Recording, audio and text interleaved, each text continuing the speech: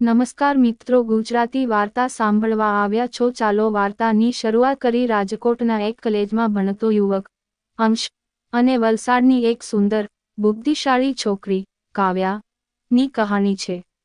કોલેજમાં પ્રથમ નજરે મળ્યા તો સામાન્ય મિત્રતા હતી, પણ ધીમે ધીમે એ મિત્રતામાં પ્રેમના રંગો ઘુલાતા ગયા। અંશ ખૂબ શાંત અને સર્જનાત્મક હતો, જ્યારે કાવ્યા હંમેશા ખુશમિજાજ અને જીવંત સ્વભાવ ધરાવતી હતી। એ બંનેના સ્વભાવ અલગ હતા, પણ એટલે જ કદાચ બંનેને એકબીજામાં ખાસ રસ પડ્યો। લાઇબ્રેરીના ખૂણે બેઠા બેઠા તેઓએ ઘણા સપનાઓ સાથે જ ઊંડીમણે રચ્યા હતા। એક દિવસ કોલેજના ફેસ્ટિવલમાં અંશે કાવ્યાને બધાના સમક્ષ એક પેઇન્ટિંગ ભેટ આપી। એમાં બંનેનો પ્રેમ ઝળહળતો હતો। કાવ્યાની આંખો ભીની થઈ ગઈ। એ પળે તેણે પણ પોતાનું દિલ ખુલ્લેઆમ વ્યક્ત કર્યું, મને નથી ખબર પ્રેમ શું હોય છે, પણ તારા સાથે હું જાતને પૂરતી લાગે છું। આપસમાં સમજદારી, વિશ્વાસ અને સાથે ચાલવાના વચનો સાથે બંનેએ પોતાનું જીવન સાથે જીવવાનું નક્કી કર્યું। અંશ અને કાવ્યાનું પ્રેમસભર જીવન આગળ વધી રહ્યું હતું। કોલેજ પૂરી થઈ રહી હતી અને બંનેના સપનાઓનું નવું અધ્યાય શરૂ થવાનું હતું। અંશનું સપનું હતું કે પોતાનું સ્ટુડિયો શરૂ કરે, જ્યારે કાવ્યા અમદાવાદના એક મોટા MNC માં નોકરી માટે સિલેક્ટ થઈ હતી।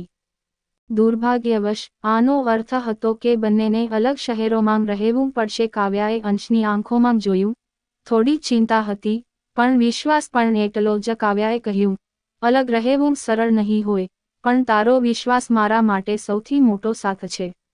અંશ મૌન રહ્યો, થોડી પળો બાદ કહ્યું, હું તારી સાથે છું, ભલે તું દૂર હોય। પ્રેમ બધું સહન કરાવે છે।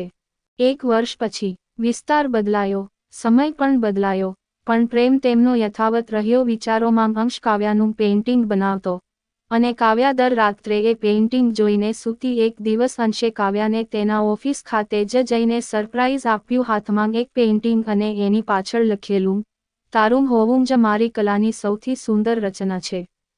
શું તું મારું જીવન બનશે? કાવ્યા આશ્ચર્યચકિત પણ ખુશ હતી। આંખોમાં અશ્રુ અને હોઠો પર મીઠી હાંસી।